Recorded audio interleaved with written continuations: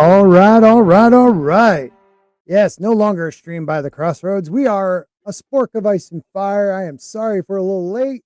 My daughter had a lacrosse game and we had team had the wrong location and all this stuff. But anyways, we are here. We are talking Song of Ice and Fire and Harry Potter tonight. We might just start off with the old Harry Potter info because it's pretty short. We'll get to that. But first off, let's say hi to the panelists that were able to jump on right away. We have Grant Gregory. How are you, sir? Doing good. Happy to be here. I hear that there's a new cast and they might actually be almost book accurate. Almost, yes. Even down to the teeth. I actually not unhappy with what I see here. I haven't been able to zoom in on the kid's eyes yet, but we'll see. Thank you for being here. And Bad Takes Bojan, how are you? Congratulations to your son. Right, graduated. Yes. Thank you very much. Congratulations to me. No more tuition payments. Yes. Very true. As much as I don't want your children to grow up quickly, but I also wish you a final end to paying tuition in your life too, because I didn't think it was going to happen, but it did. So everything is wonderful. And my mom's cancer, they can't find any more tumors. Her chemo's over. Her scan came back great. That is amazing. That's Yeah, awesome. Oh my God. So it's been a fantastic May. So Amen. I'm quite happy. Amen. Yeah. That is beautiful news. I know how much you've been worried, and that's so great. Oh my God, I'm so glad to hear that. Well, that makes me all set now to stream. All right, that just juiced me up right there. Tell moms we're all happy to hear she's doing better. That's fantastic. Thank you. Jane was here a little earlier. Then we had E. Clay Thomason. What up, dog? Channel member. Hope everybody out there, let us know you're here. Shoot a little hello in the chat or whatever you want to say. Let us know what you think about the golden trio being casted. So we'll get the first view of these kids. And before we look at it, though, I have to say I'm happy with it.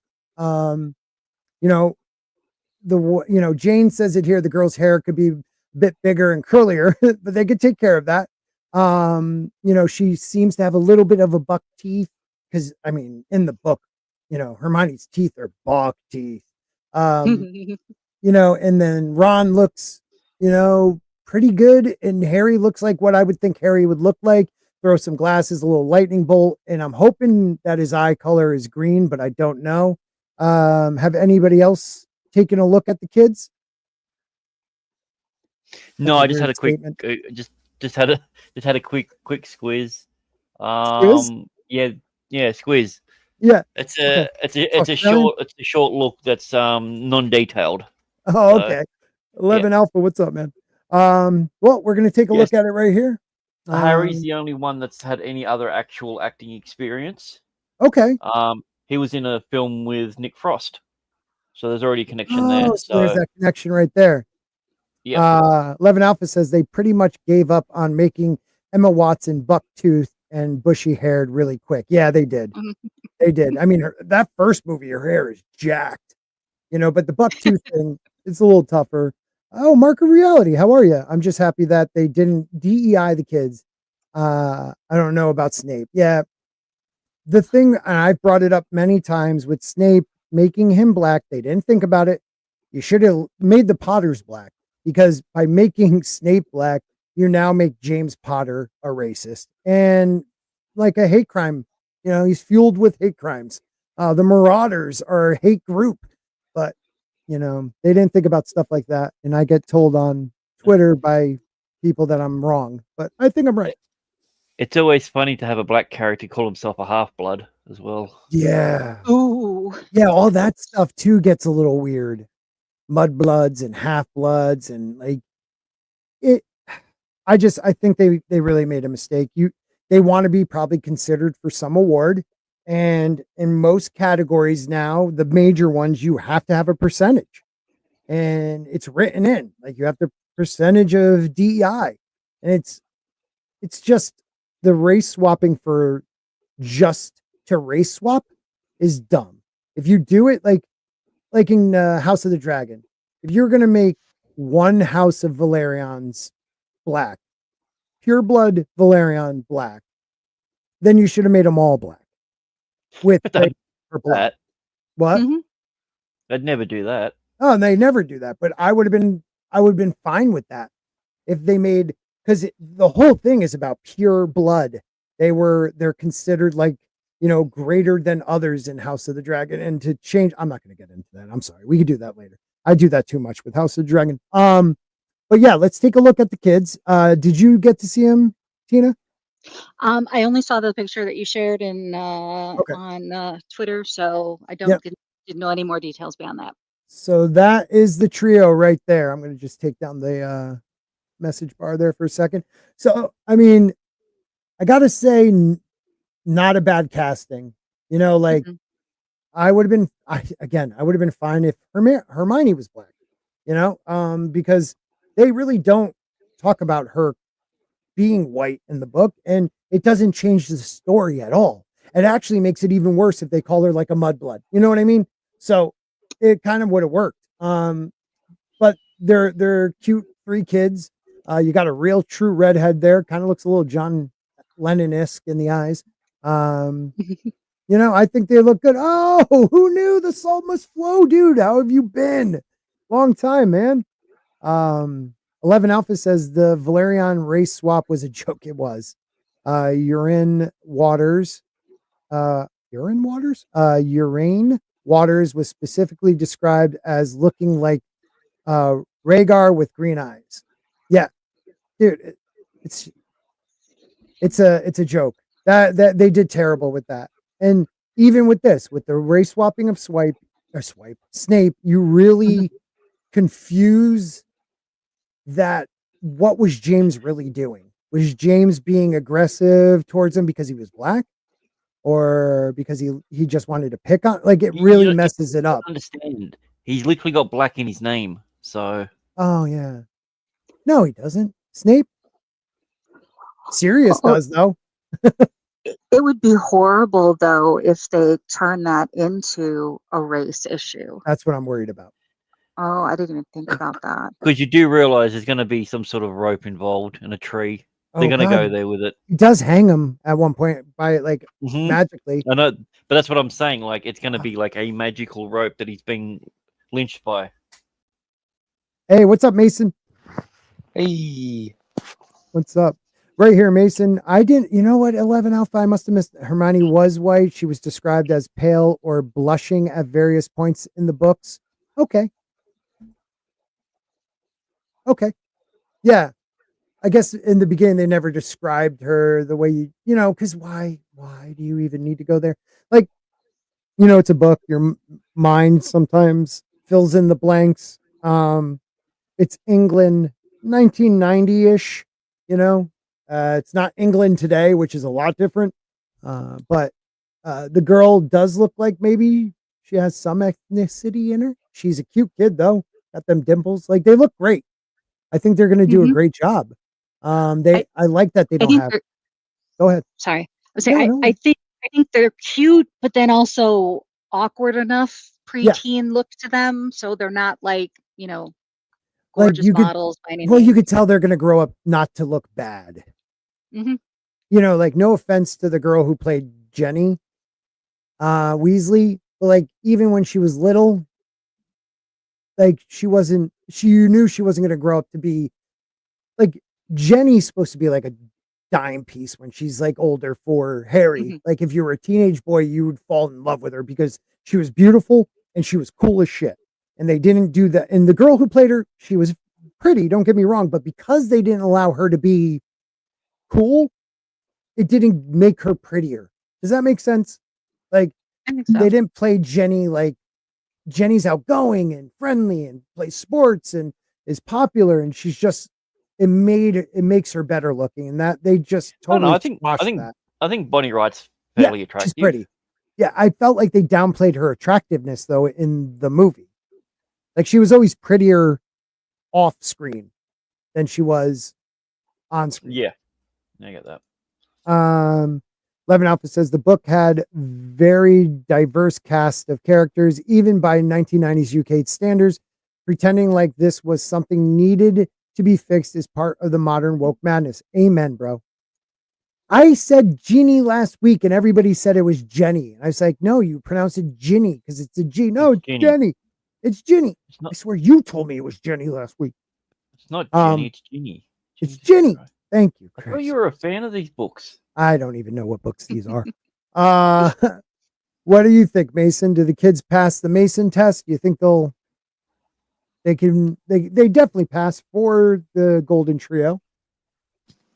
So I think these kids will probably be good enough actors.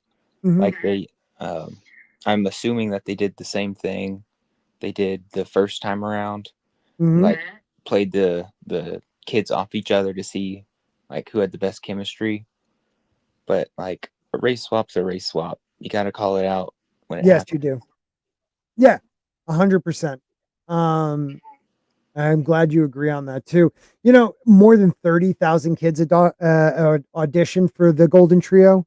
Like these kids got the golden ticket. If they don't screw this up with their stupid DEI bullshit and they stick to, and Bonnie Wright actually came out and said she hopes they stick to book accurate characters. I think she got some heat for that, but she's right. Like you need to keep them. They're a beloved series. You have now adults with their kids that these adults read it when they were kids, you know, so it's now that generational thing.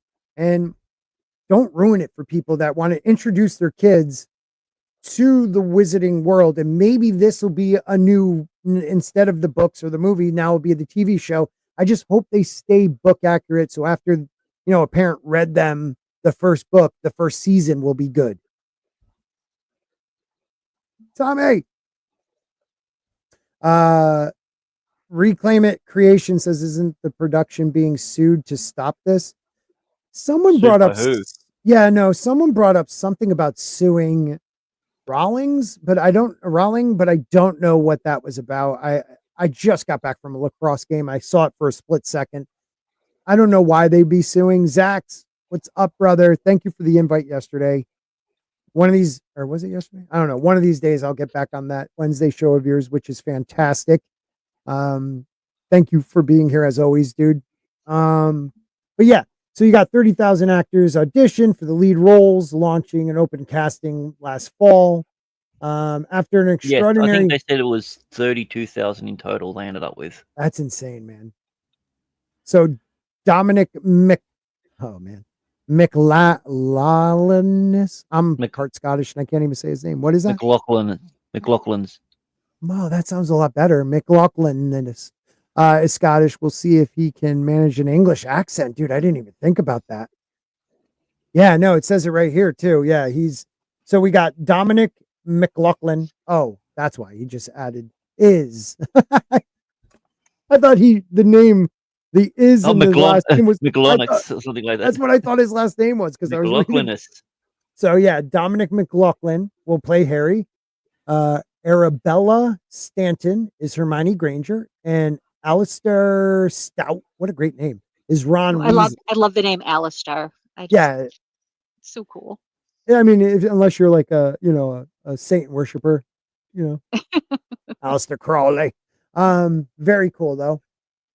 So let's see what they have to say. After an extraordinary search led by casting director Lucy Bevan and Emily Brockman, we are delighted to announce we have found our Harry, Hermione, and Ron.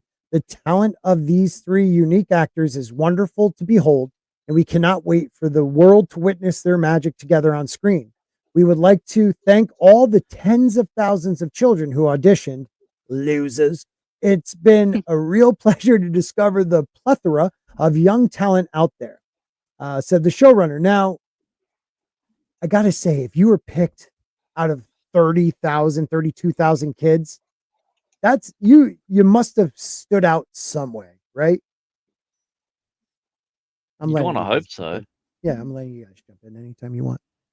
Like, I don't know. I mean, the casting of this has been weird, to say the least. Like, do I trust that they're the best just because there was the sheer numbers? I don't know, because I've seen some of the other people that they had cast, and also the people that they refused to cast. Gary Oldman went there directly asking to be Dumbledore, and they turned him down. Who the fuck turns down Gary Oldman? That was dumb. Wow. That was dumb. Yeah, I heard about that. I didn't know if that was a rumor or not. They want a complete separation from the movies. Yeah, but Tom Felton. Yeah, I know. He's coming back now. I don't know if he's coming back as an actor or he's behind the scenes, but he's part of the production. So, what's up, Mark? Good to see you, brother. To me, you just solidified that your production people will always talk about Tom being there. You know what I mean? It's just, to me, it doesn't seem like you. I don't know. It's just weird. Like, I hope that at least, even if these kids aren't the greatest of actors, I hope they have chemistry, because if they're good actors and they have no chemistry, it's going to be worse. Yeah, that's what I think. I don't know. Mason, were you a fan of the movies?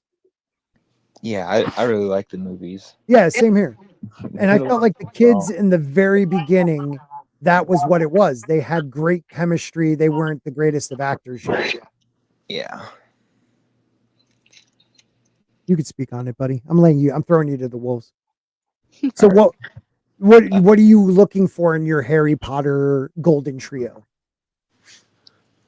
Well, book accurate would be one thing, but that ship has sailed. I'm just talking about the golden trio. Just the golden trio. Because to me, they pass book accurate to me. You know, his eyes might be green. They might not be. Contacts will work. Hermione could be a little darker toned. I'm fine with that. Her hair will have to be a little bushier. And Ron, dude, that kid looks like a cool Ron. Well, like now it's going to be Malfoy pointing his finger at this girl and saying, "Hey, you're a mudblood. It's gonna look bad." Well, what ethnicity is she? I can't even tell. I thought maybe she's like Italian. You know, she's just a little tanned, I think. Yeah, that's all it is. I don't think we have to worry. Like, oh man, you have a point. Like, if we find out she's like, I don't know, even compared to like Emma Watson, when I read the books, I always pictured Hermione more as a tomboy. Disheveled hair and everything, you know. She's like a bookworm that doesn't care about those things. I got you. Yeah, but like I'm saying, doesn't care about the feminine, that isn't sexualized, doesn't feel like. And I think this girl fits that bill. Yeah, she looks tomboyish. Yeah. She looks like she could be buddies with them. The problem is tomboys don't exist anymore. Yeah. Yeah, that is very true. I mean, at least we didn't get like a transition or something. I was worried about that. There's nothing in IMDb about her other than her picture and her name. Her or him, the kid who's playing Ron, do not have a background, right? Yeah, not that I can say. They are backgroundless. Yeah. They grew up over. But yeah, McLaughlin has worked with Nick Frost on a film previously already. So okay, well, Nick Frost is great. So, and he's going to be Hagrid, right? So that's I can work with that. The kid looks like what I would picture Harry to look like. I actually think this kid, to me, well, you got to wait till you see him in the glass. I feel like he looks more like Harry than I thought Radcliffe would look like, you know? It's not very clear, but I think he has some freckles and stuff. Like, I don't know. I think he might have green eyes. I can't tell. Not the best picture of the kid. We'll find out as we come along, but I hope they do a good job. I hate to say it, but I think the ambiguity over Stanton's ethnicity was a plus for those doing the casting. Yeah. You're talking about standing out during the casting, like getting past 30,000 people. Mm-hmm. And now you have this question of, was it just because she was a box you could tick, or is it because she was so good that she outshined everybody else? And now that's in question. Yeah, I don't know about you guys though, but sometimes you could tell, like these kids, when I'm looking at the picture, you know, he's dead center. My eye does draw, like she looks like a picture. Sometimes you could see like excitement in a picture. Like you could actually see a feeling. And these kids maybe not Ron as much, but the other two, you could feel they want this. You know, the kid Ron, he looks too cool. He looks too cool. It's the thing. I don't want them to write Ron like an idiot. Like no, he needs to be book accurate. Yeah. They gave away too many of his. They gave away too many of his like big moments to, well, mostly to Hermione. They gave all of them away. What big moment did he have that he had in the book? It's not you. It's not Hermione. It's not me. It's not Hermione. It's you, Harry. That's like, you know, when he's playing the wizard chess. But there are so many parts where he is our entrance into the world of the wizarding world. You know, you first get introduced through Hagrid, but then really everything gets transferred over to Ron. He is the one that tells the audience and Harry what is going on in the wizarding world mostly. All the small things. He's not a sidekick. That was the problem. He always, from the get-go, he always felt like the sidekick. He's Krillin to Goku in Dragon Ball. Like they are on equals. And at the beginning, he's way smarter and better at Harry at everything. Well, because he's been living it his whole life. Because that's his life, yeah. They make him so doofy in the movies, and Ron has some major parts that are like badass. He's like the springboard to positivity in a lot of moments. You know, he does have those questions like one or two times in the book. You know, he leaves because he's wearing a Horcrux, and it's affecting him worse than anybody. So that's one reason he leaves. And then in Goblet of Fire, he gets upset with Harry, but like to the degree they do in the movie where he's like a little bitch, you know, like, I don't know. I feel like Ron's kind of like a dude, and he is the youngest brother. So he took a lot of shit from people so he can deal with it. And nothing wrong with Rupert, whatever his last name was, that played Ron before. Right. That's it. He just played it like the comical sidekick. What's up, Matt Barr? This is the new Hermione. You got the new Hermione, the new Harry, and the new Ron. And the kids look good. I'm good with it. This group looks like how I saw them when I read it before the movies. I would say it's definitely closer. Like I may not have seen Hermione exactly, but the cheeks, the teeth, she looks way more Hermione than Emma Watson did. And this kid looks cool, and that would be like the Ron. He might be poor, but he's still cool. And Harry, he looks like totally looks way more like I would have thought Harry would have looked like. And I hope he has the green eyes. That's the most important thing. It's like you look like your father, but you have your mother's eyes, even though your mother's eyes were green and yours are blue in the movie, Harry. Okay, so she's a theater actress then. Okay. Oh. Okay. So she was Matilda. That's a big deal. That's a big role. Yeah, that's a huge role.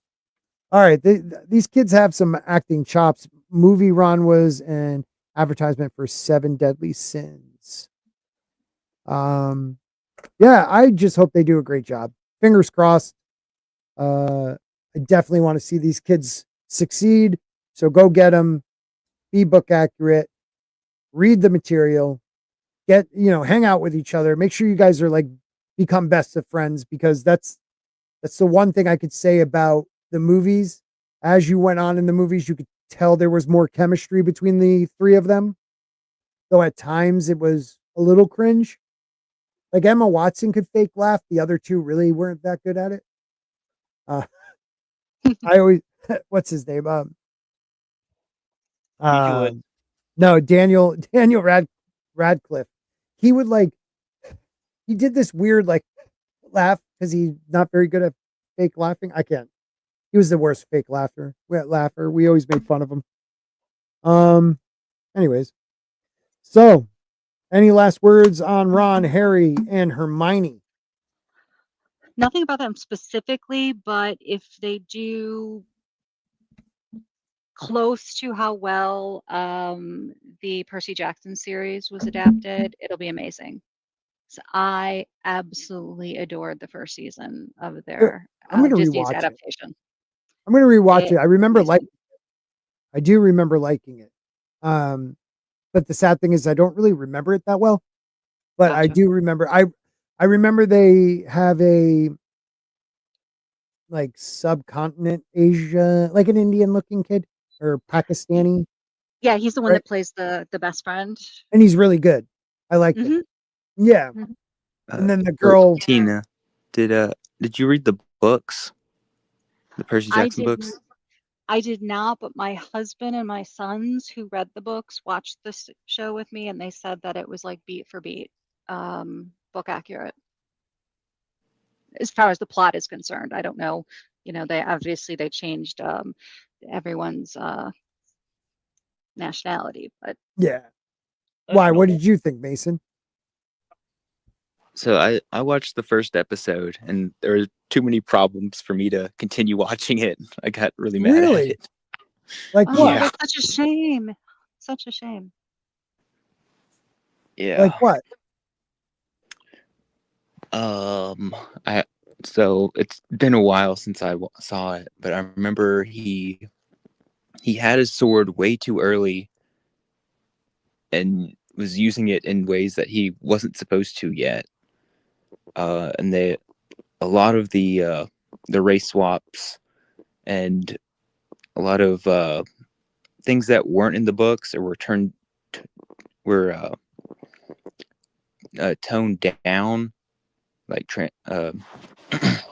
the stepfather is supposed to be like just an absolute awful person, and they kind of just made him a loser instead of like. Well, they made him more like he has a sugar mommy. Yeah, But exactly. Yeah. in the books, Yeah, you're right about he's that. like, Yep. he's like rude to Sally, and like I think he hits her at one point. I thought so too. What? But yeah, Wait, just what a bunch show of are we little talking things. about? We're talking about Percy Jackson. Hey, what's up, Kirsty? Let's see what you have. Amelia Nightshade, great name. I don't actually care about Harry Potter, but they're making another movie. No, they're making a TV series. Why do I feel like it's gonna flop? They're actually making a TV series on it. Oh, thanks for dropping a like, my brother E Hacker in the house. One of the best dudes out there. Thank you, my friend. Did you guys see somebody posted like a little bit of an article that said they were putting 75 million per episode in it? Did you guys see that? Oh yeah, no, they're they already they're spending 1.2 on just building like a functional town for this series. I think over the next, did they say over the series it was 3.4 billion? I think it was. So yeah, 75 I think is a low ball. I actually think 75 billion or a million is a low ball for each episode. Like they're going all in on this. So I hope they take that shit serious because the winds have changed, people. We are no longer going to put up with bullshit like that. It's just not worth it.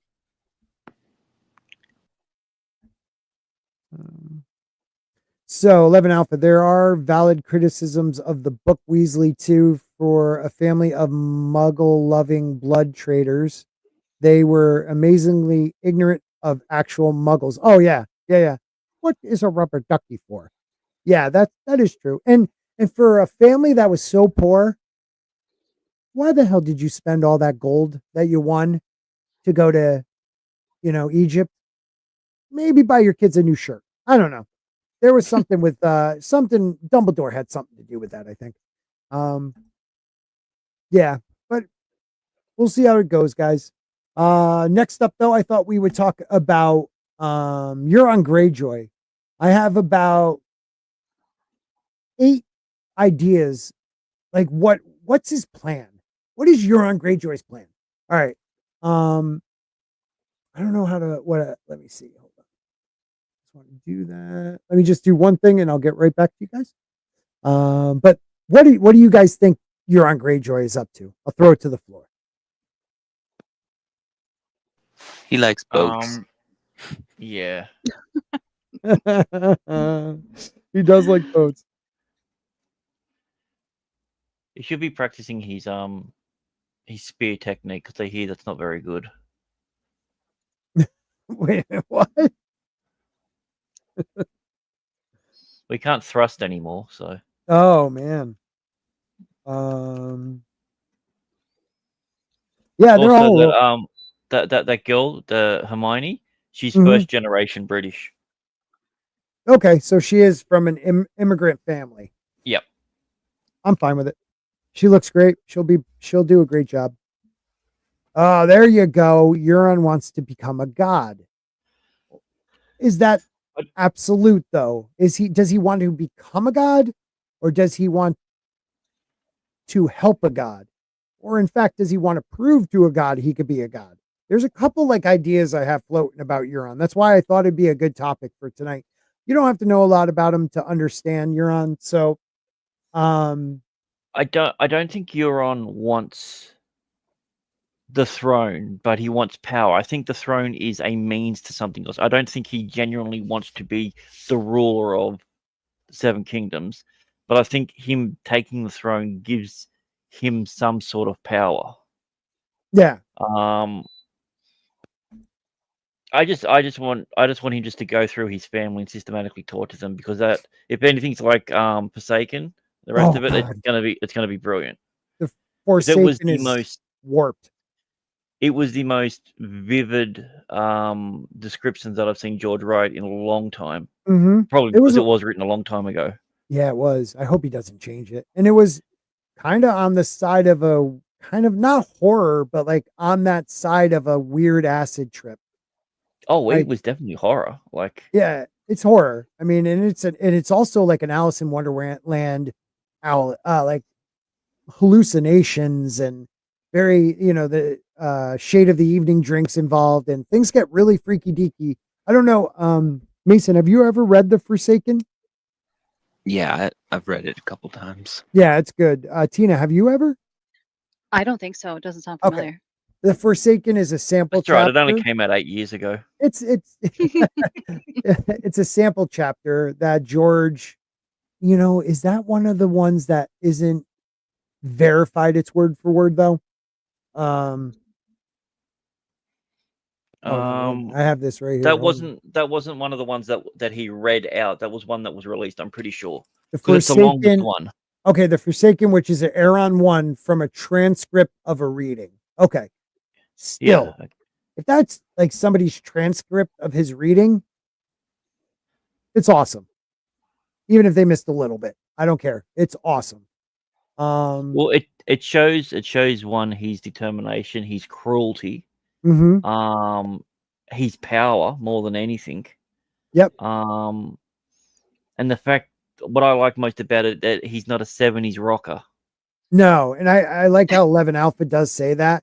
I think Pelio Asbach is a great actor, but when he found out D&D didn't care about an accurate Euron, he just played Jack Sparrow, and that's why we called him Hot Topics Jack Sparrow.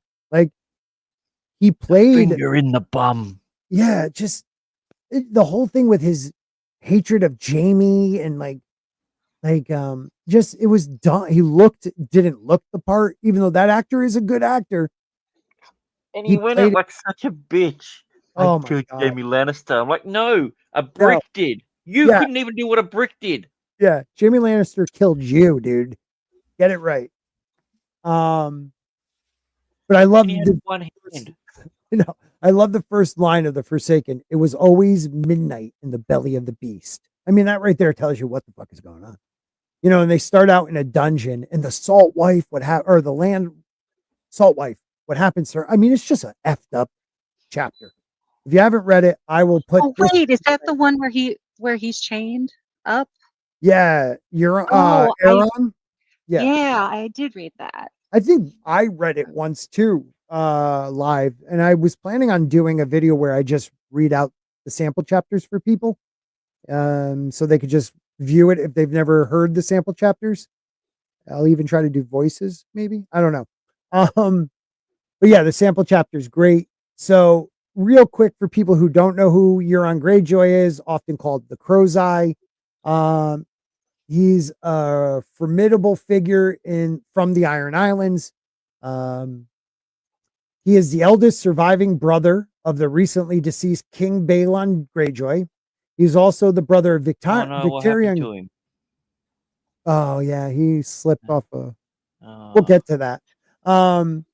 He's also the brother to Victorian and Euron Greyjoy. He is described as the most comely of Lord Quelon Greyjoy's son, so he's good looking. He is the captain of a ship called the Silence, where he literally, his whole crew, he cut out their tongues, so they're mutes, hence silence. It is a black ship, or it has black sails with a red hull. He has black hair and a smooth, pale face beneath a dark beard. He wears a black leather patch over his left eye, revealing only his striking blue right eye. I mean, it's supposed to be like piercing blue. His lips are frequently mentioned as being dark and blue. And that reasoning is because he's always tripping balls on Shade of the Evening drink. So the Shade of the Evening tree, you can create a syrupy paste, or almost like a maple syrupy, like not a paste. What would you call maple syrup? Consistency. We'll just go with that. Where it literally, it gives you syrup? visions. Yeah, syrup. I know. I don't know why I'm shocked. I wonder if it tastes better than Jojen paste. I don't know, because when you drink Jojen paste, just like when Danny drank, was it Shade of the Evening? I think they both kind of describe the same way, where the first taste is revolting, and then all of a sudden, and then the second taste, it's like, ooh. It reminds you of something that is precious to you in a way. If I can find like Bran when he drinks the paste, or Danny in the House of Black, not in the House of Black and White, in the Warlocks tower, they explain House of the Undying. Thank you. Yes. He is not as fun as Victorian. Victorian now has a burnt left arm. That's a little crazy. To become one, this is about being a god. He needs priests to acknowledge him, as well as them, people to pray in his name, but they are actually praying against him in order to recognize and become god of death. Silence. Holy shit, that's a good one, Kirsty. Do you think he knows that though? Like he knows they're praying against him, and that's why he has them to become the god of death? I thought that was very interesting. Euron also has creepy nudity moments with family while not respecting their discomfort at all. Yeah, there's a whole rusty door. Yeah, that's coming up. Yeah, best brother.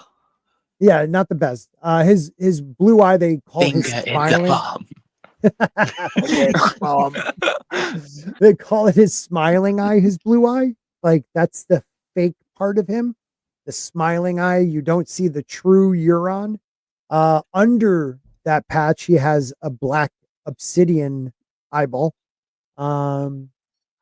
He possesses and wears a unique, now I don't remember if he wore it, but unique suit of Valyrian steel armor, dark as onyx or smoke, edged in red gold and inscribed with arcane symbols that he said he got from Valyria, the Doom. Valyria, yeah.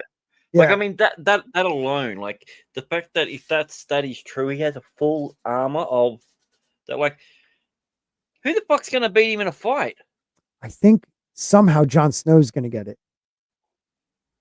There's, I don't remember where, but there is a dream Jon has where he or someone has a vision of Jon Snow in a dark black armor, and I always just assumed they were talking about Euron's armor. So I don't know. Think it's in A Clash of Kings. Okay. But I'm not 100% certain. Yeah, it's like Jon's in like black ice, which it's described just like Valyrian steel. Yeah. I love when you're on. Thank you, buddy. Let's see. The etymology of Victorian suggests victory over Euron, hopefully. I don't know. That's something we'll talk about because I really, there's something about that that's weird. Listless receptionist, always good to have you. When your immediate family has to ask you to get dressed, there is something wrong. Yeah. I mean, he literally tells us when he's speaking to his brother Euron, who is a priest of the drowned god that he has chained up. Did you dream to your god when you heard the footsteps? Were you praying that I would pass you over, or were you praying I would go to another brother? Like something like that. It was like just so disturbing. Yeah, and he's even like been bragging about it to his like not shipmates, but like but other it's like captains. Other Iron Island guys. Because one of them's like, you know all about getting taken in the rear, don't you? Yeah, exactly. So messed up, dude. He's a messed up dude. He really is. His reputation and characteristics, Euron is widely seen as cunning, bold, and mad. He boasts of having served 10,000 gods and claims to be a godless man ever to raise sail. I'm sorry, the godliest man ever to raise a sail. Though Euron Greyjoy, the priest of the drowned god, considers him godless. He has a cruel streak noted by Asha. Asha. And is willing to employ brutal methods such as having Lord Blacktide cut into 7 parts. He frequently laughs. Yeah. Why do you think they changed Asha's name in the TV series for? Because it was too close to Osha, the wildling. That was their reasoning. They changed their name to Yara because they thought people would get confused. That's Dan and Dave. Yeah, why is Asha named Asha and then the wildling that's like on land the entire time is Osha? Ooh. I feel like those two should be swapped. I never thought of that. It's one of, that George. When he used to write, he really was a good writer. Yeah, he does frequently laugh. He surrounds himself with men he calls his godless men and monsters. He doesn't seem to value traditional plunder for himself, taking little but giving rich gifts to his followers. So, yeah, he is known to, when he sacks something, to give it to the captains of other ships, to give to, them and their crew. And that is one of the reasons, I mean, at the Godsmoot, where they elected a new king, he pretty much just threw down a big treasure box, and it was like, there's more of this to come. That will win you over some votes. I would say, yeah, that's a great way to, make friends and influence people. Yeah. So a little of his history. He was previously exiled by Balon Greyjoy, who was the previous king, who is Asha and Theon's father also. 2 years before Balon's death, under threat of death if he returned. Still wondering if that was about his brothers or something. I can't remember what that was about now. Hold on, let's see. The day after return, the hall had suddenly grown colder. The crow's eye is half a world away. Balon sent him off 2 years ago and swore that it would be his life if he returned. Tell me, he said hoarsely. Yeah, I don't remember why he sent them. I think it was after the Victarion's wife, that whole thing. Oh, that's right. He raped his wife before, after their wedding, or and Victarion really loved her, and he had to end up killing her because, he had to save face. Yeah, because she got raped. That is messed up. I totally forgot about that. Well, she was obviously asking for it. Yeah, I was waiting for somebody else to say that because thank God it was a woman. During this time, he sailed extensively, claiming to have sailed farther than any other Kraken, visiting places like Ashai by the Shadow, which could be a big deal, like black magic. It is a place of necromancy and just a lot of dark magic is Ashai. and bravely the smoking sea near Valeria. His acquisition of Valerian steel armor confirms he has been to Valeria. I still wonder that. He boasts of never having known defeat or bent his knee. A significant past action mentions his affair, they're putting it as, with Victarion's wife, whom he soiled before Victarion killed her. Because you got it. So what is his current plan? That is the question. You know, he shows up at the King's Moot. Actually, he returned to Pike the day after, I didn't remember this, the day after Balon's death, and immediately claimed the castle and the crown as the eldest brother, which, even if Balon passed it to one of his kids, it's supposed to be a King's Moot, but they haven't done it for a very, very long time. I mean, so, how lucky is it that he just happened to go past around the same time that Old Bud fell off the bridge? That's crazy. Yeah, right. Some question, I question that. He summoned captains and kings for a King's Moot to declare their homage, despite opposition from Euron Damphir, who preached against him, which men usually listen to him. You know, it kind of blew my mind. You know, they're just about the gold, and that's what Euron's learning, and he's learning it real quick. Euron was chosen as the king by the King's Moot. He solidified his power by giving rich plunders and gifts to gain support, leaving allies in charge of islands like Eric Ironmaker, to whom he married Asha to, and taking opponents like Euron with him. So what is his current plan? Okay, so we know he's been sacking ports off the west coast of Westeros. But what is his plan? He's been gathering. You think he's looking for something? That's a good question. I think he's looking for something. He may be. What. Mason, what do you think? I've been wondering. I'm sorry, what? What do you think Euron's plan is? So we know he's been collecting. He has warlocks. He has septons and septas.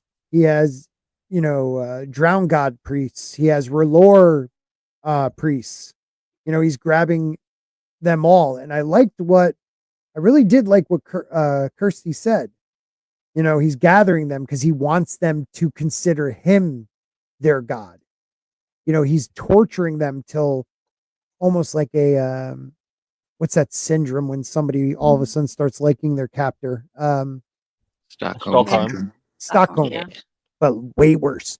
Is that all it takes to create a god in this Planetos, which is the name of the planet? That you just believe in it and it becomes, is he planning a ritual sacrifice? We know he was planning on dumping blood off between like where the Reach is and Dorne. Is he summoning a Kraken? He gave his brother Victarion a horn that is a dragon binding horn to go and get Dany and bind her dragon to Euron, even though Victarion has the horn.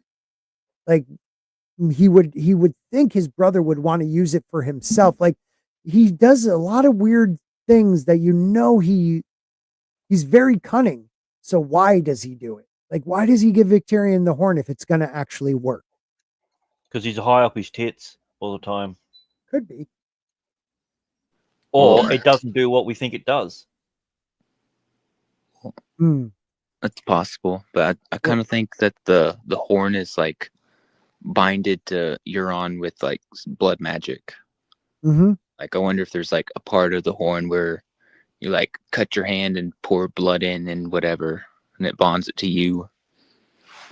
Because Valeria would obviously have slaves that would be blowing the horns for their dragon lords. Yeah, there's definitely black magic with the dragon horns. We know this. So what am I doing?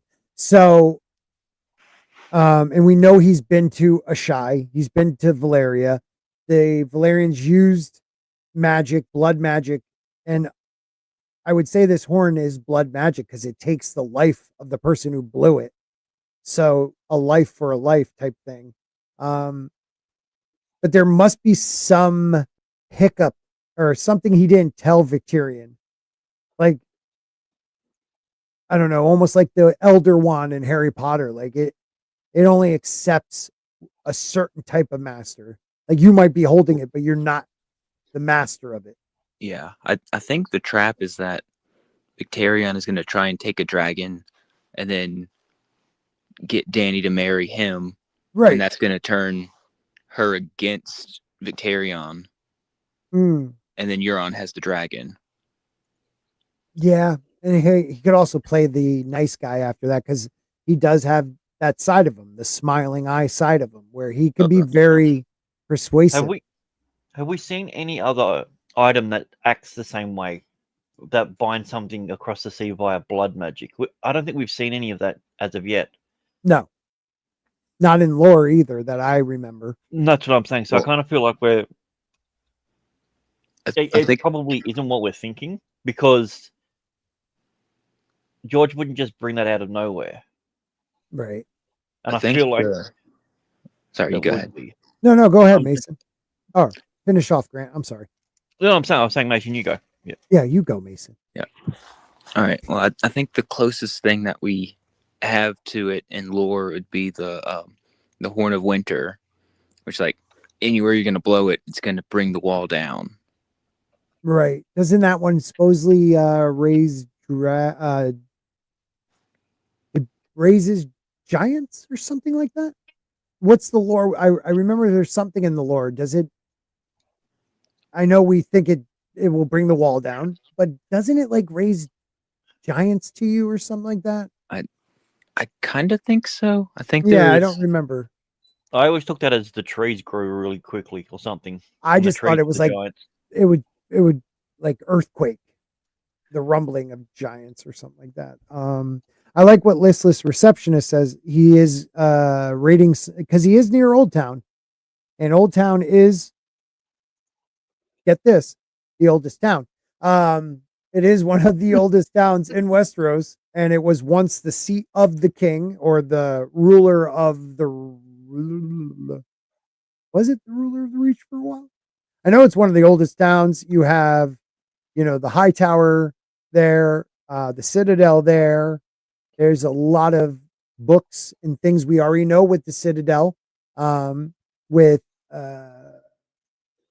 Sam and the freaking kid that gets killed, and then the faceless man takes him.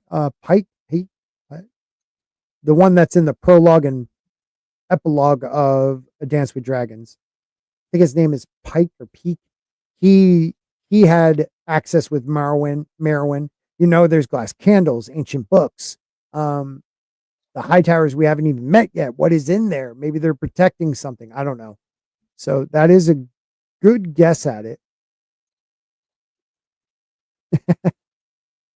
Victorian has been acting the loyal brother, but imagine he will have a different agenda if he gets Dany and the dragon as allies. I mean, that's his plan. We know that Victorian plans not to be the dutiful brother, the loyal brother. He's after the Mad Maid. Well, let's see. His current plans at the moment. Do you think that Euron knows that, though? And he's setting him up? I think Euron knows his brother. Dude, you're giving some dude the power of a dragon? Like, to bind a dragon to you? You're like, hey, brother, I used to molest you guys. Here, I've been a dick. I killed our older brother. You all probably know that. And I raped your wife and you had to kill her. I trust you with this magic horn. Bring me back a really hot chick and a dragon. He has some other plan.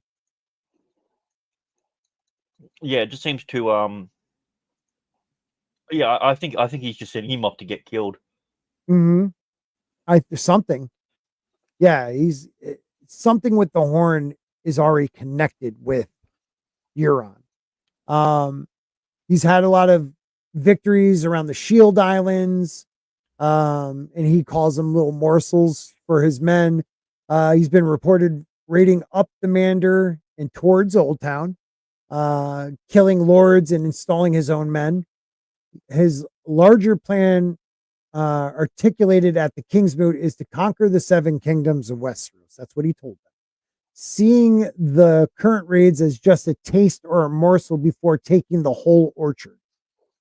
Crucially, he intends to achieve this conquest with dragons, just as Aegon did. He claims to possess the dragon horn he got from Valeria that will bind a dragon to his will. He states he knows where to find 3 living dragons, which I would think he meant by Dany's dragons, right? A core part of the plan is to acquire Dany. I didn't think you meant Dany's dragons. Yeah, though. I think you're right on that too. I'm thinking there are still dragons back at Valyria. Yeah. Because, I mean, there are certain dragons that just disappear from the dance as well. No, it could be... I think he's talking about hers, because the quote is, Asha laughed out loud. A horn to bind goats to your will would be of more use, Crow's Eye. There are no more dragons. Again, girl, you're wrong. There are 3, and I know where to find them. So he's talking about Dany's dragons. But I imagine there's still dragons alive. Well, when what's his name? The big ass one flew back to Valyria and had freaking bite marks and scratch marks all over him. Oh, yeah, the Black Dread. Yeah, yeah, he got one. So yeah, he also got those weird worms and stuff in him too. That killed what's her name. Yeah, that's a gruesome scene. Yeah, so I don't know. He sent his brother to bring him the queen. Euron plans to marry her and have her rule all Westeros as his rock wife and queen. He intends to provision the voyage east by selling captured slaves and lease in Volantis. He favors a hazardous direct voyage across the sea with his finest ships, seeing it as a necessary leap into the unknown. So we know he needs to seize power, and he's already started. All right. He's already taken the crown for the Iron Islands, off of his brother, who we all believe he had something to do with, most likely a faceless man. He got to kill his brother.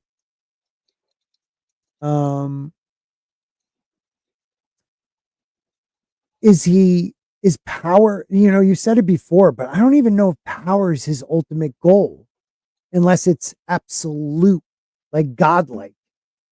Yeah, I don't know. I don't think it's the power to rule. I think it's just he needs something, but we just don't know what it is. Right. Like you mentioned about how you think he's going to bring out a Kraken. I'm like, to what end? What's he going to do with it? Like, is it just to vanquish anyone at the sea?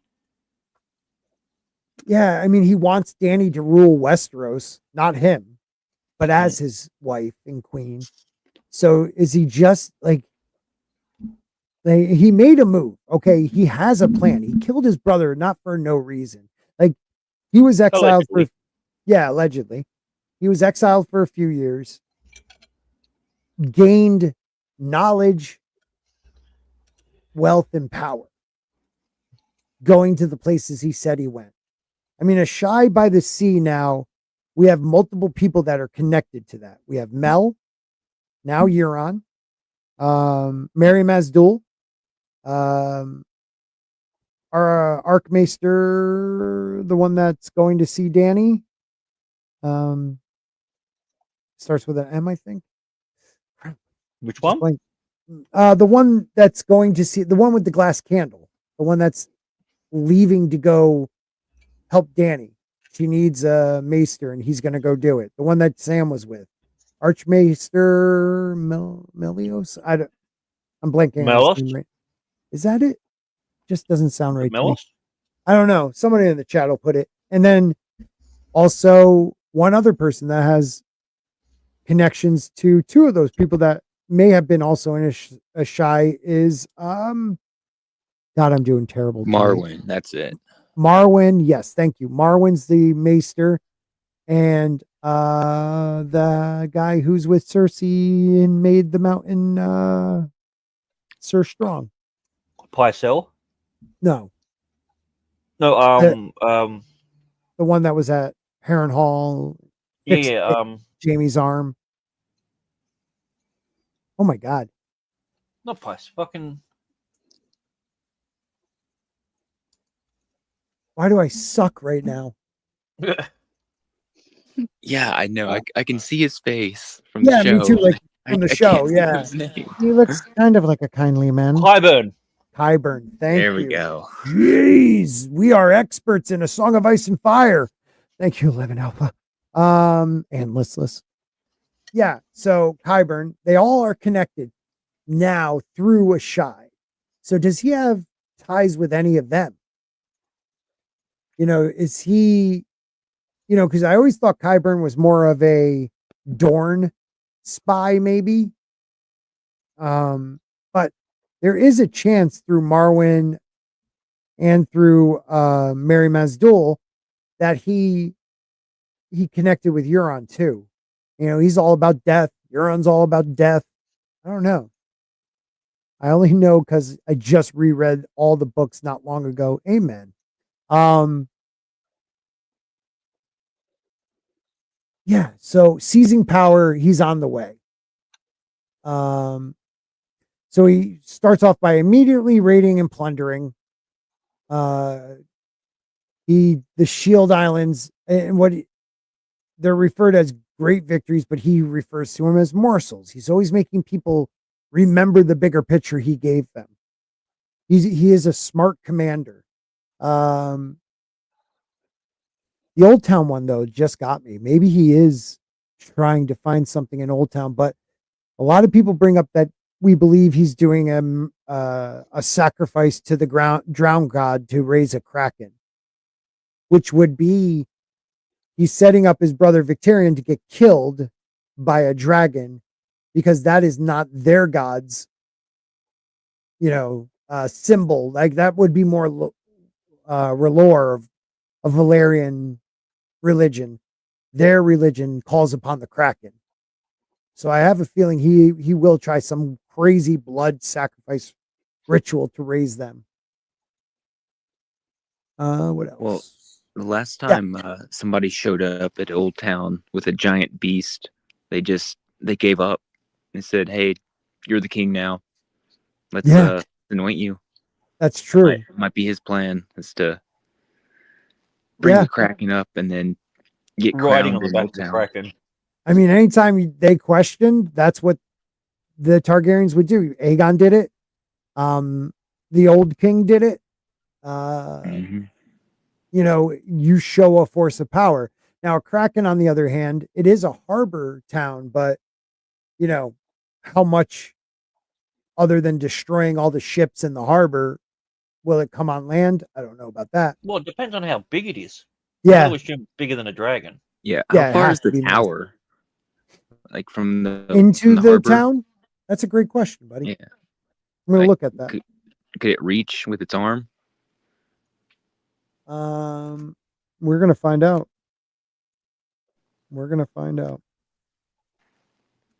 And I'm going to find it.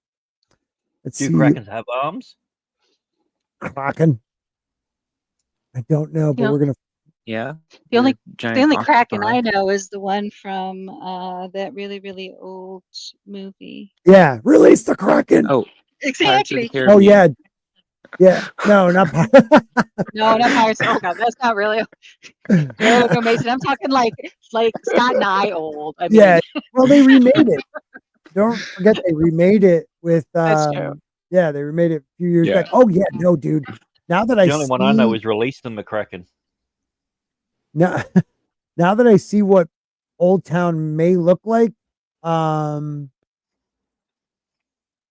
think there's a chance that Kraken could do a lot of damage.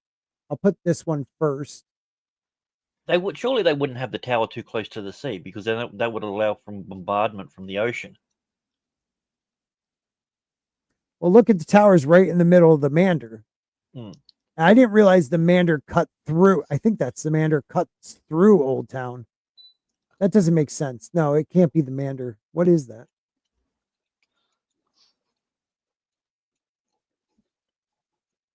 Hold on 1 second. No, it's the Honeywine. So the Honeywine, yeah, it's the Honeywine River. So he's not going up, because when they said he went up the Mander, he would have to hit this first. So that's the Honeywine. So if you think about it, you have the tower in the middle of the Honeywine with bridges. A lot of the Citadel is right off the river. He could do a lot of freaking damage with a Kraken. Wow, I never thought of that. That is crazy. What would he get out of Old Town apart from maybe destroying all the knowledge? Well, but what is the knowledge he might be searching for? And maybe, like Kirsty said before, to become a god, like, just like the Vatican has stuff about things we would like to know. I'm betting the Citadel also does.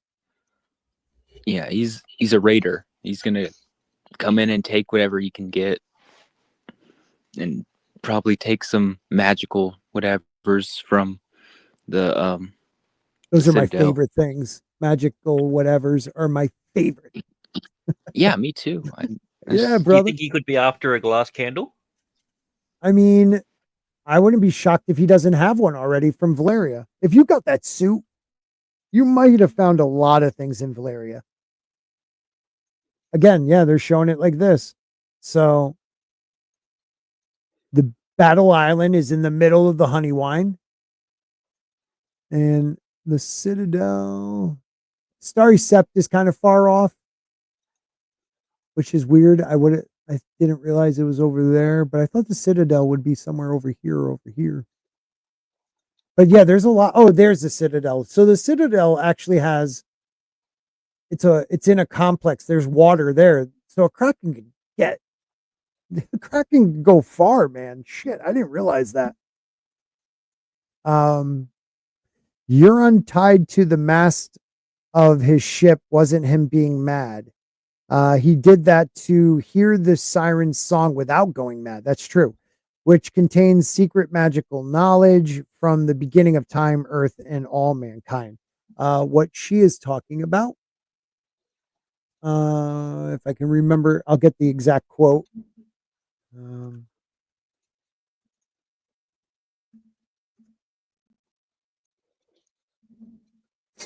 Speak amongst yourselves while I'm doing this. It's all good. No, really. Where is Citadel itself? Yeah, I believe so.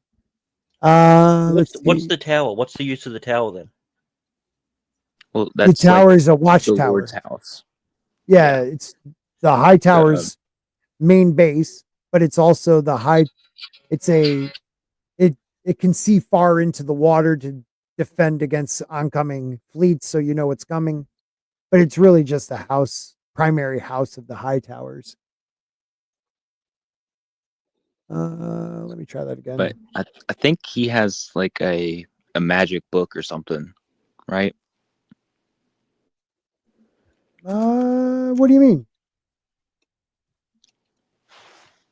Doesn't he have? Isn't he like reading a magic book right now, and he hasn't come down in 10 years because he's so like. Oh, there's something. I don't know if they said it's a magic book, but there's a reason. Yeah, I don't remember the exact reason why he hasn't come down in 10 years. Yeah, I don't think they've said an actual reason, but I remember him being stuck up there with a book. That's what they may be saying about him. So you're on hearing the siren sign. So what I can't find the exact part where they put that. You're on. Let's see their maritime. He boasts having sailed farther. Yep. But there is something where he says, sources to connect Euron Greyjoy with the sea, powerful and sometimes enchanting or disturbing sounds and magical influences. But that's what he did, tie himself to the mast so he can get through it without crashing his boat where the sirens were. He wanted to hear what they sang. And that might be a good point, that it has knowledge that why it's entrancing people. Kirsty says, what if he wants to become the dragon god? If the egg is in the sea, the blood sacrifice of all the dead and Dany and her dragons are required, and his dragon scale armor, could he actually become a dragon? Damn, girl, way to think about something like that. There is something he is trying to become. We do have our own theory. Stig Kenobi brought it up, where Euron Greyjoy was someone that Bloodraven chose, like Bran, but he didn't pass the falling test, because Euron always goes back to talking about flying like a bird. It's told I couldn't. The imagery is a lot like what happened to Bran. So we think maybe what he's doing is because he got a taste of this, Bloodraven's power. He is trying to become something like Bloodraven, or what he thinks Bloodraven is. And what could do that is a glass candle. He can enter people's rooms. Do you think that he was like potentially a replacement, but was deemed not good enough? I think he was a candidate to be the next. Yeah. So but then he would have to have some type of green seer / skin changing ability. So can he turn into a crow? Or can he see through a crow's eye? Like, maybe that's all the drugs that he takes. He's trying to force it. Is he working into the dusty woman who is sleeping with his brother? Okay. I would. Yeah. Oh man. Well, I mean, it wouldn't put it past him. I mean, let's see. All right, so I'm gonna head off, buddy. All right, bud. We're not going to go for much longer because I'm working 10s this week. Have to be in work at 5. So. Yeah, it's Mrs. birthday, and I'm gonna go pick up the cake I've ordered. Oh, happy birthday! Tell her happy birthday. Happy 25th birthday. She's not that young. Oh well, throw it at her. 25. All right, guys. Catch you later. All right, man. Bye. Thank Take you. care. bye. Yeah, the Kraken would do a lot of damage to Old Town. A lot. If you're able to control history and language, which you can alter, you control the world. Euron Prob just wants to live forever. He gives those vibes. Yeah. Like, all right. So hold on. Let me get back to the Forsaken chapter. And it's towards the end of it where he's like talking to his brother. Let's see. Let's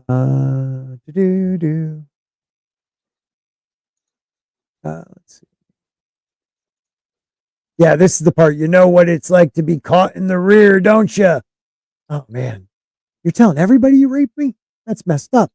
Belong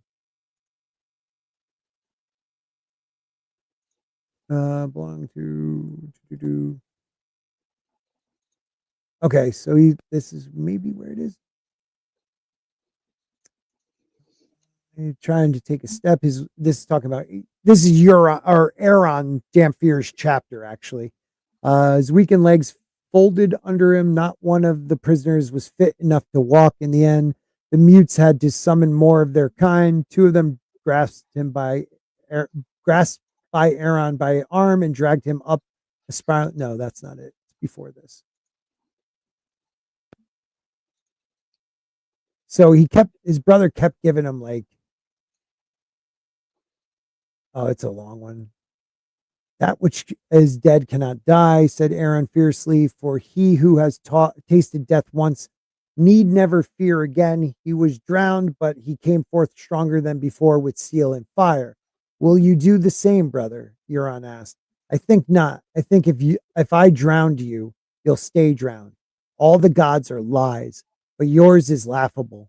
A pale white thing in the likeness of a man, his limbs broken and swollen, and his hair flipping in the water while fish nibble at his face. What a fool would worship that? He is your God as well, insists the Dampier. And when you die, he will judge you harshly, Crow's Eye. You will spend eternity as a sea slug, crawling on your belly, eating shit. If you do not fear to kill your own blood, slit my throat and be done with me. I'm weary of your mad boasting. Kill my own little brother. Blood of my blood, born of the loins of Quellan Greyjoy? And who would share my triumphs? Victory is sweeter with a loved one by your side. Your victories are hollow. You cannot hold the shields. Why should I want to hold them? His brother's smiling eye glittered in the lantern light, blue and bold and full of malice. The shields have served my purpose. I took them with one hand and gave them away with another. A great king is open-handed, brother. It is up to the new lords to hold them now. The glory of the winning those rocks will be mine forever. When they are lost, the defeat will belong to the four fools who so eagerly accepted my gifts. He moved closer. Our long ships are raiding up the Mander and all along the coast, even to the Arbor and the Red Wine Straits. The old ways, brother. Madness. Release me, Euron Dampier commanded in his stern voice, or risk the wrath of the god. Euron produced a carved stone bottle and a wine cup. You have a thirsty look about you, he said as he poured. You need a drink, a taste of evening's shade. No, Euron turned. No, I said. And I said yes. So he pulls back his hair, makes him choke it down. And this is like, I think, his second dream. The dreams were even worse the second time. Yeah. He saw the long ships of the Ironborn adrift and burning on a boiling blood-red sea. He saw his brother on the Iron Throne again, but Euron was no longer human. He seemed more squid than man, a monster fathered by a kraken of the deep, his face a mass of writhing tentacles. Besides him stood a shadow in a woman's form, long and tall and terrible, her hand alive with pale white fire. Dwarves capered for their amusement, male and female, naked and misshapen, locked in carnal embrace, fighting and tearing at each other as Euron and his mate laughed and laughed and laughed. Okay. Right there. This is what connects, I feel like connects him a bit either to the others, like the Night's King in a way, or that is the next step in like Melisandre's evolution, like now she has like a pale white fire instead of like a red roaring fire. I don't know. That one line, beside him stood a shadow in a woman's form, long and tall and terrible, and her hands alive with pale white fire. A shadow in a woman's form. I don't know who that could be. Because none of the other religions talk about shadows other than R'hllor. I keep saying damn fear, don't I? I'm sorry. I'm sorry. I didn't mean to interrupt you. I do say damn fear, which is like a Dracula. Dampier. Yeah. What did you say? I'm sorry. I said that I don't recall any of the other religions referring to shadows. Except for R'hllor, right? Right, exactly. And one of Melisandre's thing is, when she's doing the shadow baby thing, and Davos is like kind of appalled and wondering, like, this is not godly. This is shadow. This is evil magic. I think it was him. She, it takes fire to create shadow. So like shadow is part of her magic. And again, she is somebody who has been to a Shy by the Sea.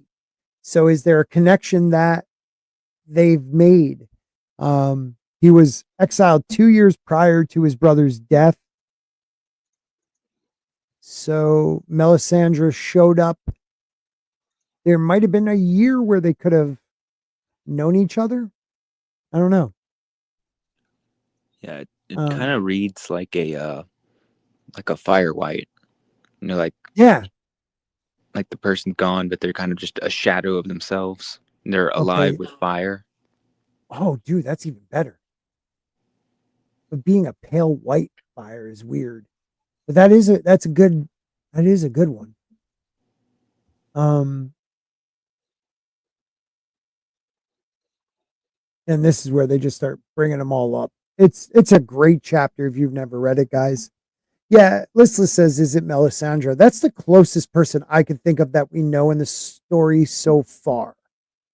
That could be someone who is a shadow figure. She's tall, lean, and controlling of fire. But a shadow white is a very good one too. Thoros was on Great Wick during the Greyjoy rebellion. He might have met Euron as a prisoner. That is true. Yeah, but what is, and it ends. So they bring them all up. Damp hair. I don't know why I always say, because the pH. He wants to go to the water. Who are these dead? Euron commanded. His tongue was so thick with the words came out in a rusty whisper, faint as a mouse breaking wind. The lord that held this castle with his kin. The voice belonged to Torwood Browntooth, one of his brother's captains, a creature near as vile as the crow's eye himself. Pigs, said another vile creature. This was their island, a rock just off the harbor. They dared oink their threats at us. Redwine oink, Hightower oink, Tyrell oink, oink, oink. So we sent them squealing down to hell. Where's that part? Have your gods been good to you in the dark? Asked Left Hand Lucas. I curse you all. Your curses have no power here, priest, said Left Hand. The crow's eye has fed your drowned god well, and he has grown fat with sacrifice. Words are wind, but blood is power. That's a big one right there for me. I mean, blood magic, words are wind is said all through this story. We have given thousands to the sea, and he has given us victories. Count yourself blessed, Damp Hair. I keep wanting you to say it wrong, said Stonehand. We are going back to the sea. The red wine fleet creeps towards us. The winds have been against them rounding Dorne, but they are finally near enough to have emboldened the old woman in Old Town. So now Leighton Hightower's son moves down the Whispering Sound in hopes of catching us in the rear. And you know that. He's talking about getting molested by his brother. Take them to the ship. That's so messed up. It really, Valyrian steel, the Damp Hair knew. Here it is. Euron's crow's eye stood upon the deck of the Silence, clad in a suit of black scale armor like nothing Euron had ever seen before. Dark as smoke it was, but Euron wore it as easily as if it was the thinnest silk. The scales were edged in red gold and gleamed and shimmered when they moved. Patterns could be seen within the metal oars and glyphs and arcane symbols folded into the steel. So that's the Valyrian steel. Such things haven't been seen like for 400 years. Euron did not lie. Euron didn't lie. He's been to Valyria. No wonder he was mad. Your Grace. I'm trying to find the part. I'm sorry, guys. That's all right. Take your time. It must be right here. Good chapter. Yeah, it is. When they were well out to sea, this is after he's been bound to the whatever they call the spike on the front. Euron returned to him. Brother, he said, you look forlorn. I have a gift for you. This is the worst part. He beckoned, and two of his bastard sons dragged the woman forward, bound her to the prow on the other side of the figurehead, naked as the mouthless maiden, her smooth belly just beginning to swell with the child she was carrying. Her cheeks red with tears. She did not struggle as the boys tightened her bonds. Her hair hung down in front of her face, but Euron knew her all the same. Phalia's flowers, he called. Have courage, girl. All this will be over soon, and we will feast together in the drowned god's watery halls. The girl raised up her head, but made no answer. She has no tongue to answer with, Damphair knew. He licked his lips and tasted salt. Like, this guy's twisted, man. Twisted. It is twisted. Yeah, the bowsprit. I think it's not that. What did I call it? Tied her to the... Dragged the woman, bound her to the prow. Whatever the prow is. Yeah, the bowsprit. Is that what I was asking? All right. The bowsprit, guys. So... Oh, sure. He's right now, the Red Wine fleet is coming towards him. Old Town's fleet is now coming behind him.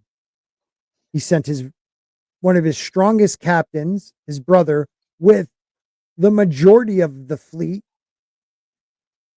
to get Dany. How is he getting out of this? It has to be something magical. There has to be something of a, he's already sacrificed tens of thousands, but will he create something that will bring a Kraken to destroy everybody else's fleets? I don't know. You're welcome, buddy. Thank you. I needed that nap. E. Clay Thomason. That was for you, buddy. I don't know. We'll finish it up here, though, guys. Sorry for the not. I know I rarely do research before these streams, but I do a little bit more. I just didn't have a lot of time today. But anything you guys want to finish with the Damphair and Euron? I think Euron is planning something. Wait a minute. Glass candle. Obsidian in his eye. Could that be a glass candle? Oh, that's a good call. I never thought forgot about that. All glass candle is obsidian that's long. So someone could focus their energy on it and use it to telepathically enter other people's minds. Can he use that maybe in some form to persuade people to follow him? I don't know. That's something I never thought about before. I don't know why that just popped in my head. But like anything you guys, go ahead. Leading the Aaron's visions. He could be, even though he's giving him Nightshade, he could be giving him those visions and entering them in his true form, which is that weird Kraken-y looking, godless thing on the Iron Throne. Will that be his true form? Something crazy, something Kirsty would come up with, Kirsty Angel, because she's has this stuff. His blue eyes of death, and his black eye shining with malice. If that is, what is that? Hyphema, which suggests he could be the Bloodstone Eye Emperor. Oh, geez. There could be a connection to that. The dawn of, what was the name of that culture? The Great Empire of the Dawn. Thank you. Yeah. One thing I like to always bring up with that, Dany has a vision where she sees eye colors, and every eye color is the color of the stones from first emperor to last. So never understood that one. When she's in the what is it called? The House of the Undying, she sees the eyes that match the emperor's. Yeah. Could that shadow figure be a Nisa figure? Someone he will sacrifice to get a magical sword. That's a good one. I didn't think of that. Alpha says, 11 Alpha, I'm not saying Thoros and Euron are currently connected, but that seeing Thoros' magic might have helped inspire Euron's voyages to Essos. I mean, let's not forget, he also came in, Thoros would go into battle with a flaming sword. You know, even though it was, a parlor trick to scare his enemies, we know of one other fire sword, Lightbringer, and maybe that did trigger something in him. When blood is in the eye. Oh, okay. That is what that means. Yeah, I don't know, guys. I might have to do a little more research on this and come back with a theory or two. I'll tell you what, that Euron fella is just not very nice. Well, I don't think any of the Greyjoys are nice, to be honest. No. They're the nicest one might Asha has a tendency, like she tried to save her brother. That's true. She thinks about him a lot. They're together right now with Stannis. Victorian's bad mofo. The only one really is Euron, who, Euron Greyjoy turned his life over to his god after living a crazy life. So maybe he's going through his own crucible type thing right now. I don't know. We will see if we ever get the books. I hope they get his eyes right too. We'll have the books by next December, because 2026 just has a nice ring to it, Oh yeah, we'll have Night of the Seven Kingdoms, House of the Dragon season 3, and Winds of Winter. Yeah, I meant to ask that. I meant to ask that. Would be cool. In 2026, because wasn't they pushed? No, I think they pushed what's it called back a year, right? Night of the Seven Kingdoms got pushed back a year. Right. Yeah. So that's 2027 now? 2026. So that's 2026. It was supposed to come out in the fall or winter of 2025. Oh, okay. And then pushed to 2026. Just like Marvel, MCU. That's moving to 2026 and 2027. Yeah, they changed a lot of stuff around. May versus December. I mean, that's 7 months. Yeah, now let me ask you this though. Will they now kick House of the Dragon to 2027? I don't know. I did see that as someone's response to that would suck. Yeah. It would. I don't think they've said anything about like production problems. No, I think they just want to get it right. And they didn't want to rush it, hopefully. And I hope House of the Dragons returns to like first season form. But I think I think the rails are gone on that. But I really am praying for the Night of the Seven Kingdoms to be faithful. It's a freaking novella. It's not even a book. Just be faithful. Exactly. I mean, there's not a lot to cut out. I mean, if it's going to be 3 seasons, 1 for each novella, then how much can you cut out? Not very much. Mm-hmm. No, you can't. Yeah, it's weird. They haven't even put out like an actual trailer for it. There's like a little teaser. That was that little teaser ago. moment. Yeah. Mm-hmm. Well, maybe that's another. I haven't heard anything about like a production hell type thing, but you're right. You would think they would at least have that much footage. And I was really getting excited to start reading the book. I just didn't want to do it too soon. Yeah, it's such an easy read though, and something about those books, it sticks with you.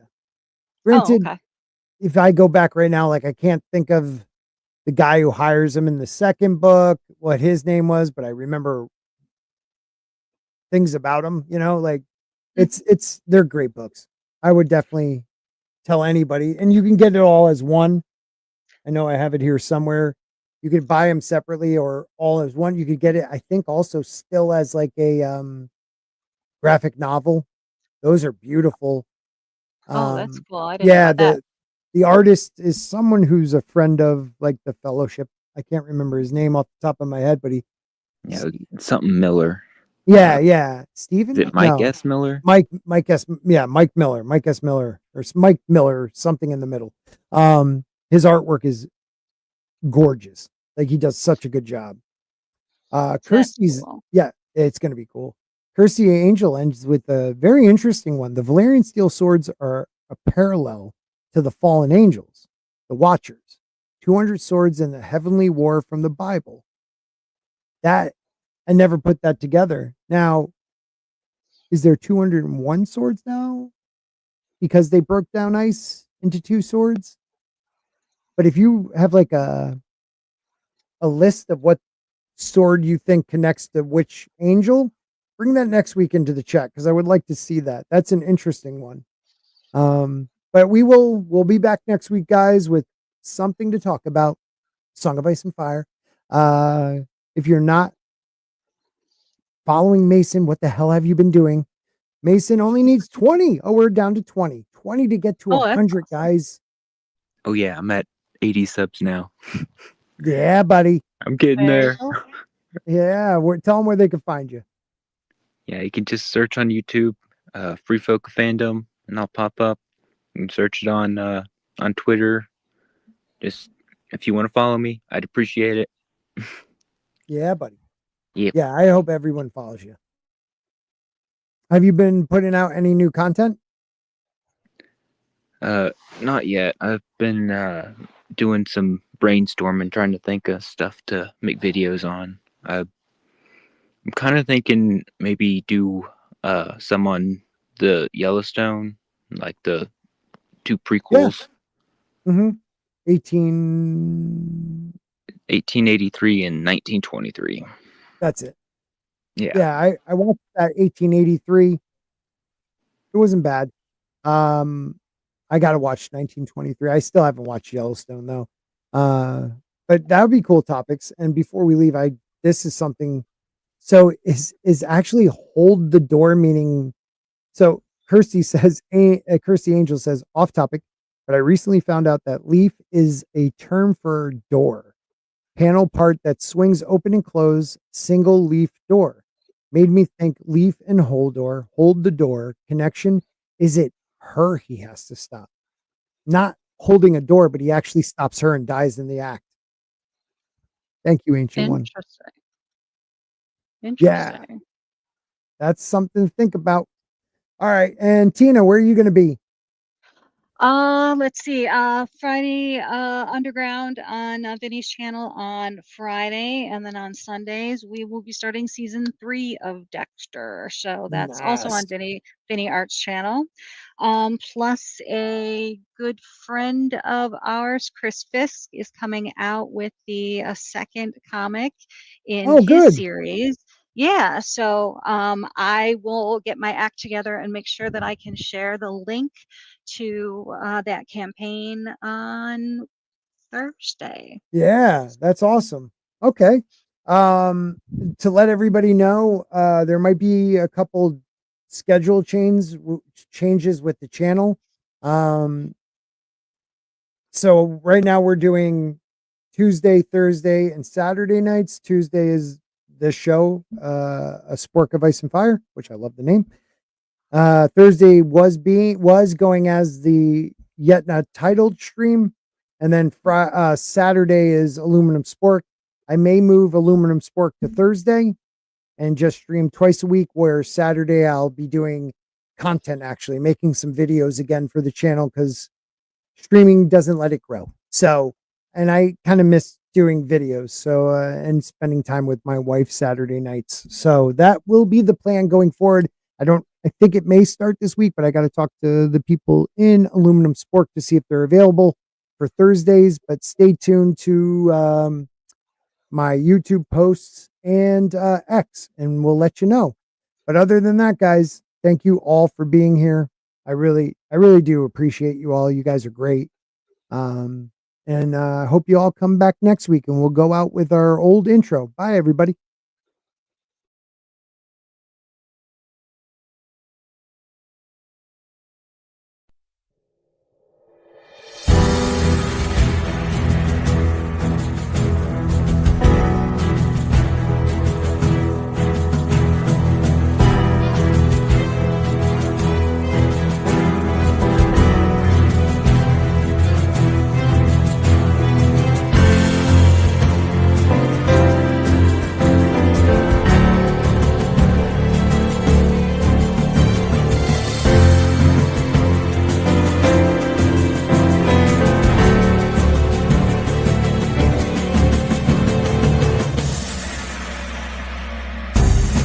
appreciate you, Ancient One. Thank you, chat, guys. Thank you, panel. Had a great night. Grant, thank you. Happy birthday to his wife. Bye-bye.